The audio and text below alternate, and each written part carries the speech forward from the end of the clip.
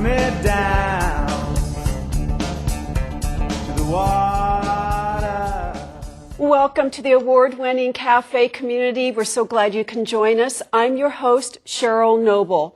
So what do Volts Brothers Automotive, Neighborhood Center of the Arts, Sierra Biomass Task Force, and the Partners Family Resource Center all have in common?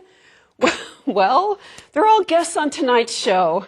So a bit later, we will meet John Volz, who is leading the way as a corporate citizen and helping Neighborhood Center of the Arts and other local nonprofits. And we'll also hear about efforts underway from the Sierra Biomass Task Force looking at how to bring renewable energy into our community. And in just a moment, my first guest, first time on the show, the Family Resource Center, and they've got a lot of great services that they offer to the community, all for free. So we're so glad you could be with us. We've got a great program for you. Let's get started. My first guest, as I mentioned, is with the Partners Family Resource Center. She is the community school liaison. A warm welcome to Casey McCormick. Hi, welcome. We were talking right before the show. This is a new center I've just discovered and heard about. Tell us about Partners Family Resource Center. Well, we're located on the Ready Springs campus in Penn Valley. Okay. And then we have a sister resource center on the Hennessy campus. Oh, and downtown Grass Valley. And another one in North San Juan at the Ridge. Okay, Diana Pasquini was here with that Family Resource Center. Okay. So we are a network. There's three of us, and I'm the one in Penn Valley. All right, and the resource centers are part of the Superintendent of Schools. Yes, Nevada County Superintendent of Schools received the Safe Schools Healthy Students Grant. Approximately 2 years ago. The first year was a planning year, and the second year the Family Resource Centers opened. So the one in Penn Valley opened August 18th of last school year in time for the first day of school. Wow, interesting. And so then if you're part of the schools, are you open during the summer then, or During the school year, we're open Monday through Friday, and in the summer, we're there Monday through Thursday, 9 to 5. So, so you, for the most part, yes, open. Tell us about some of the services that you offer that people can take advantage of. Well, we did a survey, and we asked the parents what services they appreciated the most, and what we found were the parenting classes were very popular. Interesting. We have 4 different parenting classes. Like for all different ages and different needs. So there's one called Loving Solutions, which is for children ages 5 to 10 who may be rather challenging for their parents. Okay. And this is a parent class who have children that age. Yes. Okay. Children ages 5. Yeah, the children come though because there's a child component to the program, and a light dinner is served or snacks if it's held in the afternoon, and then there's something for the kids, curriculum for the children as well as for the parents. Oh, great. And then its counterpart is the Parent Project, which is for parents of adolescents, so ages 11 and older. And there's also a program for the teens during that same time. So this way childcare or supervision is never an issue, and food is provided as well. Do you have parents who have kids in both age groups? They do double duty with parent classes? Yeah, I guess basically you'd have to go to both classes because they are very different, of course. There's 12 sessions to those. We do have another program that's 8 sessions called Triple P Parenting. It's the Power of Positive Parenting program. Oh, great. And it starts with 4 sessions where everyone meets together in a group. And then there's 3 telephone consultations so that the parent educators can help each individual family with their own personal needs. Right. And then they all get together for one concluding session. And that's ages 2 to 12. Oh my gosh, this is wonderful. I know we've got some photos and that will show some activities. And that there's a shot of your center. Yes, that's the outside. We're in a portable at the back of Ready Springs School next to Vantage Point Charter School. Great. Nice location for those who live in the Penn Valley area. And we completely remodeled it to make it hopefully a comfortable, warm, and welcoming place. Yes. You see here the sort of living room area with the resource library and the resource table there. And so they use this area also for childcare sometimes, just or to hang out. support groups. This is part of the toddler area. On the right, which you can't see, is shelves of toddler toys. Oh, okay. But those Nicely are all put away. Yes. For a short time, I'm sure. And those are all movable pieces of furniture, and we have little chairs, little tables for them. And this is the computer center that is nice. available Something to. for, like you say, for all ages. Yeah. And kids too. Right. Okay. So it has internet and free printing as well. Yeah, very nice. And this is one of the activities. Yes, and this is one of the second most popular things that we have, which is family fun nights. Great. And on the right, we have Lori DeMartini with AmeriCorps, and on the left, we have Heather Hardy with AmeriCorps Vista. And so they provide a lot of outreach to families and services to people in need. Right. Heather speaks fluent Spanish, but they're also a lot of fun, and they love to help put on these family fun nights. And here they are. There's two children up on the stage trying to shake some balls down through those I see. Big bottles there. Now- And they had prizes for them all. And Great. And are, in addition to the parent classes for the summer, there's activities for the kids as well. Are these some of the most of activities? the activities for children are based on drop-ins. So we always Okay. have game I boards see. and the computers there, areas for family to come and play and be together. We also have the Great Summer Camp, although that nice. will take place in Grass Valley in Nevada City. So we do have some children from Penn Valley who will be Going to participating in that. Right. So. This is great, and it's all free. In the summer camp, they ask, and like many of our services, if someone's able to give a donation that would go toward, say, food or child care, that's great. But if not, it's completely free. Great. You were talking about the parenting classes, and you were telling me that a new set of classes are starting on July 6th. For triple P parenting. So that's ages 2 to 12, and that will be at the Family Resource Center in Penn Valley, Ready Okay. Spring School, And that's starting July 6th. July 6th, 12 classes. This one is the 8-session course. 8-session. So it will finish August 24th with them getting back together again for one final session. And there is room in that class. So if anyone is interested, they can call the Resource Center. Why don't you give out the number? 432-1118, extension 249. And we can sign them up for that class. This is great. You've been open a couple years, another new discovery in our community, free services for parents and kids. So great. Thank you so much, Casey, for coming on. And Thank you. come back on and give us an update. Will do. All right. Thanks. We are going to take our first break to bring up the second guest, so stick around.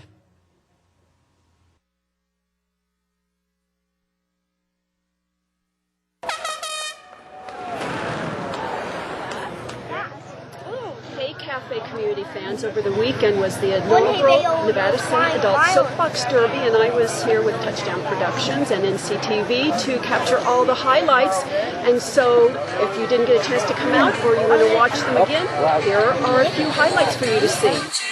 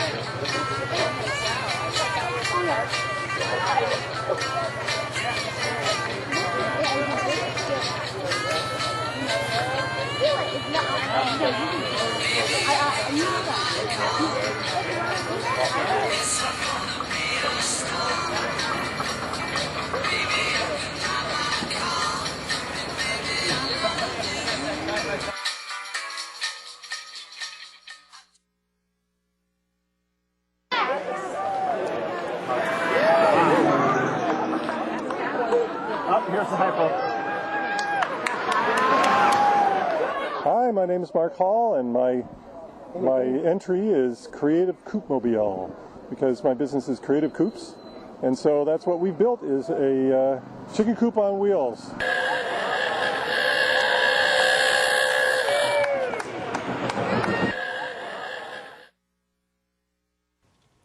Welcome back. My second guests are volunteers with the Northern Sierra Biomass Task Force.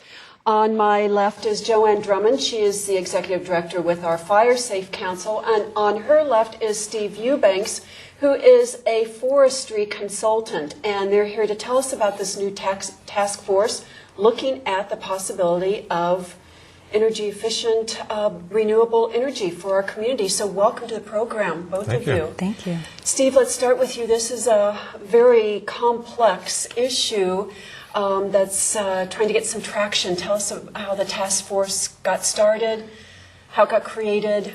Well, it started actually almost 2 years ago, a little over a year and a half anyway, and it was with some ERC support at that time, which has now diminished. But the task force has been together that long. It's a group of people, all volunteers, who have come together, again, as you mentioned, to look at the possibility of getting a biomass facility in this local area that would use biomass from the surrounding forests and you know, not only the public forests but private properties.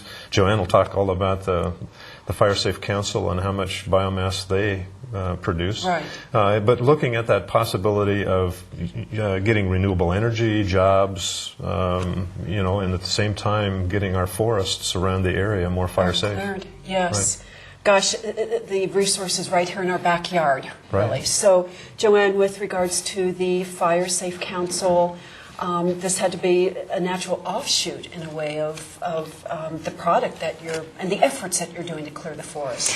I think you're right. The Fire Safe Council engages in fire mitigation, and we encourage people to clear their defensible space and evacuation routes.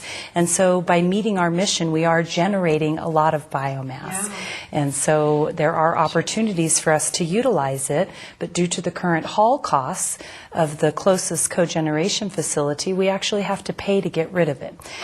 So we don't want to be driving things around, you know, increasing our carbon footprint. Right. We would rather see a more local economy, creating jobs here, putting the dollars back to work in our community, whether it be through Fire Safe or helping the Forest Service take care of our public lands that benefit all of us. Right. So right now, all of that that's cleared away gets hauled down the hill, basically? And Not all of it. There is a distinct difference between a fuels reduction project and a fuels removal project. So if we come to your house with our chipping program currently, we leave the chips on site for you. But in the past, we've had community green waste drops that gather a large amount of material, and we have host sites, so we grind that up and we do take it to cogeneration. So it really depends on the site, the location, and the objective of the project. Right. Oh, gosh, a lot to look at. So I don't know who's best to answer, but where are you now with the feasibility study, or taking this to the next step and kind of presenting it to the public and to grant people? Steve, is that you? Well, either one of us, because we've both been involved the whole time. That is the next step. As you mentioned, it's a feasibility study. We're looking for grant funding at this point to conduct a study that would look at how much biomass is here, what kind, where is it located, how much haul cost would be involved, and also looking at potential sites for a facility. And one of the real key issues that everybody deals with is what is the sustainable supply, and that would really determine what size of facility that would be installed in the area. Oh, I see. You want to make sure that you're not putting in a facility that's going to use so much biomass that it uses it all up in the first year, which probably isn't likely anyway, but you want something that's going to be sustainable over time. You protect the forests, and you also then have a sustainable supply of energy and sustainable jobs that aren't going to go away in 10 years or 20 years. Right. And so that's what the feasibility study will do, and as I said, it will look at some of the feasible sites, and then we'll have a product, a written product, that we can take to various groups and to the community in general and talk about, you know, what is possible here. So how far out are we realistically? I guess that's not realistically because it's far out. So a time, kind of timeline, game plan a little bit. I think some of our consultants have given us, a timeline from when we start, and I think the study that we're engaging in now would answer many of the questions that would lead to implementation. Right now, siting is a primary concern because it would be a somewhat industrial process, and in the past the council had a couple of different grants to implement a wood use center and really could not find a location that was suitable to the community. So I think that is one of our biggest challenges, which is why we like to be here tonight, is to try to educate them on our goals and objectives. Right. We're not looking to clear the forest. Right. Many of us in our homes are working on defensible space, clearing storm crush, and so there's a fairly sustainable source there. And then looking at how to size that plant to do some forest health projects as well. And we know with the past winter, we've got enough fuel, I think, from all the storms. There's not going to be an issue for a long time with downed trees and what to do with them. But going back to the site that has come up a couple times, we're talking about a facility, an actual plant, or a building, a structure, and where that will be. So there's constraints then, or there's some real requirements because of the heat, the emissions? Well, really, these kinds of plants nowadays are so clean that somebody burning a small pile of leaves in the backyard would have more emissions than a biomass plant. So that's really not an issue, and heat is not an issue. You need to locate them close enough to the grid, existing lines that can handle the electricity, so when you tie into the grid. And you need to locate it in a place. The plant itself is relatively small. When we're really looking at, some of the technologies require less than an acre, or only an acre in size. We're really not talking about that much biomass to operate a plant like that. So, but you still have, it's the situation that in many cases people just don't want additional uses in their backyard. And so you really have to deal with that. Well, and I think transportation infrastructure is a key component. The main corridor. And just our final end here, what could we do with the end product then? Can we use it for electricity? What can we do with it? Well, that's the most common technology, is producing electricity. There's possibilities of producing biofuels as well, depending on what kinds of things come out of the feasibility report.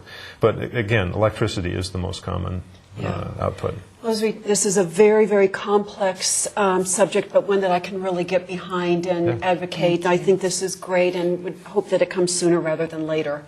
But thank you for coming on the program, and Steve, thank you for being here. Joanne, thank you. Best of luck. And we are going to take our second break so I can bring up my next guest, so stick around.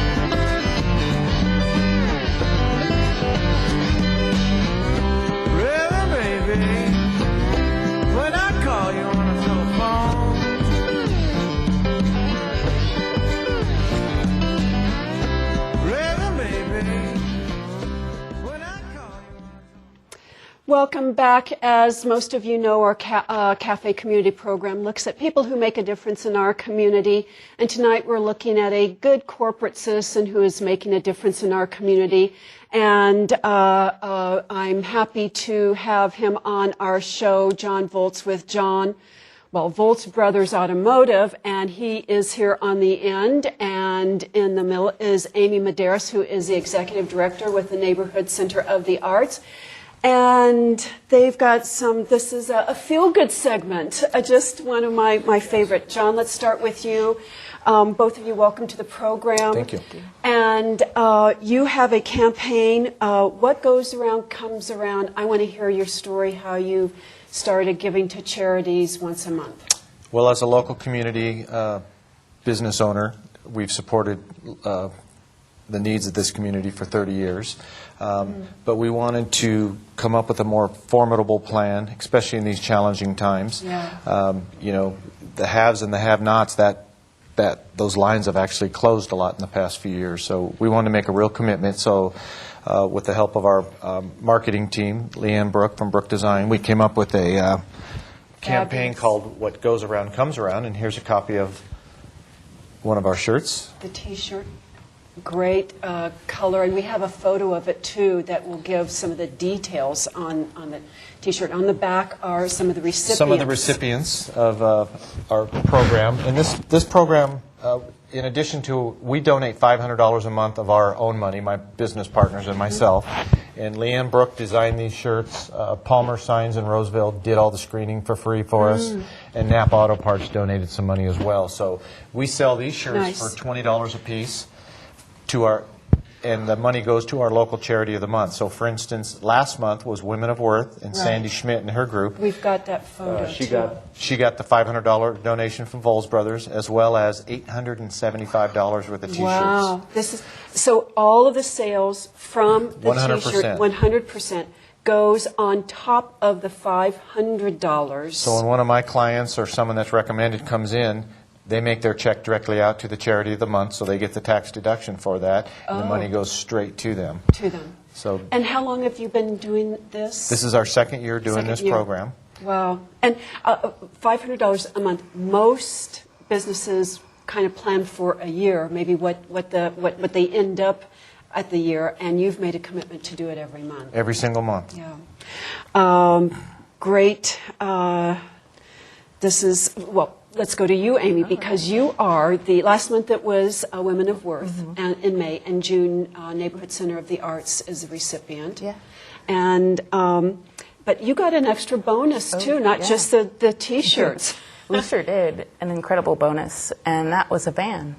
Yeah. An automobile. Yes, yes. With a brand new engine and Oh a my full gosh. tank of gas. Oh my gosh. And freshly detailed. Oh, yes, and freshly detailed. It just keeps getting better. It sure does. We've got a picture of that. So Volts Brothers, in addition to the $500, and they're still collecting the money from the T-shirts because June is still going on. There we go. What a nice set of wheels. Oh, yes. Now, Amy, what will you use? What will you do with the van? Well, the purpose of the van is we want to take out some of our clients, our artists, into the community. Community access is very important. A lot of these guys, they go home and stay home. No really interaction in the community. And so it's to benefit them as well as community members because, you know, people with disabilities are hidden sometimes. Right. So it's just going to the store and making them visible to the community members. And be participants in the community. Yeah, exactly. Teaching them the value of money, going to the dollar store, buying something, going to the grocery store.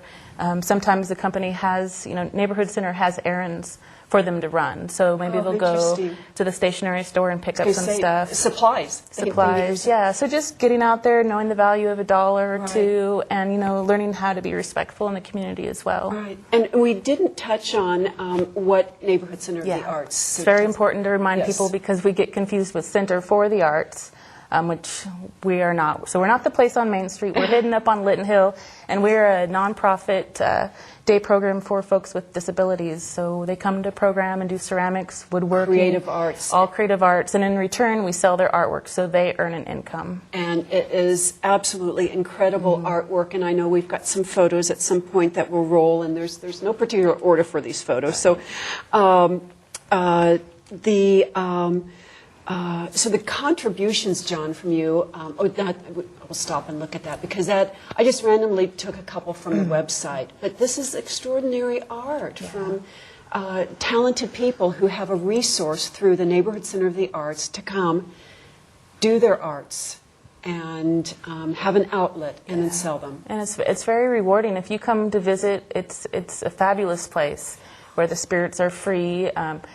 as an artist myself, I get hung up when I go to do a Beautiful. drawing or go to do photography, but these guys, they just come to work every day, and they make it look easy. Yes. Very, very easy. Yes. They're amazing people. Oh, such complex work and very beautiful. And everything's very affordable. So our next show will be July 15th, whichever is a Thursday. It's either the 14th or the 15th. Our abstract show will be coming, and if you need any gifts or buy something for yourself, it's affordable. And that's going to be artwork. at the neighborhood center? neighborhood, Okay. yeah, up on Lytton Drive. Okay. About how many client artists do you serve or have? at the Currently, we're center? about 72, about 45 a day. Wow. Yeah, So there's a big need. there is a big need, yeah. And it was great to receive the van, most definitely, because our other one is pretty much on its deathbed. Oh. So it was perfect timing. So you already have the wheels? I have the wheels. All right, the keys We were are going ready. to bring it in, but We were they going to told try us to get it no. on stage, Yeah. but we couldn't get a, I don't know, camera wide angle on it or something. So, John, your story is so extraordinary because you have these contributions on many different levels going. With the van is kind of a unique situation, but the T-shirt and also kind of helps spread the word a little bit too. And kind of This is the inspire. community that's supported our business for 30 years, so, we really want to feel a part of it. It's our customers that are supporting this T-shirt program now, so Right. we're real thankful and appreciative of our customer support to do this. The Land Trust concert, the Aaron Thank Neville you, concert, yes. our sponsorship level entitles us to a booth to promote our business, and we're using it to promote all of our nonprofits. So we're going to have 5 or 6 of our nonprofits. Amy will be there with some other people, and we'll be promoting them as well at And that I'm event. glad you brought that up because that's another area that you're making the contribution, a sponsorship at the Land Trust, and that's their big event in August. And so you'll have several nonprofits there that people can buy T-shirts and designate the... And just learn about, because a lot of people don't know about some of the Okay. nonprofits. Well, I just got a big wrap-up, but I think we have a big presentation to do in our final seconds here. The $500 check to Neighborhood Center for the Arts. Here's the check for this month to you The guys. presentation. T-shirt money to follow. And we're getting a couple T-shirts here for my crew, myself, and we're taking orders, and we're signing out. So this is extraordinary, good stuff, all on a happy ending, a feel-good story. I told you, John, thank you so much. Thanks for having us. We appreciate it. It was all good. Amy, good. Congratulations. Thank you for your resource. Thank you, and thank you all for joining us. We'll see you next time. Lay me down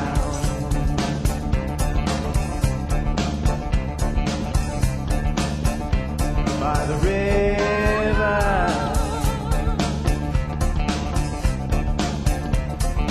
Lay me down.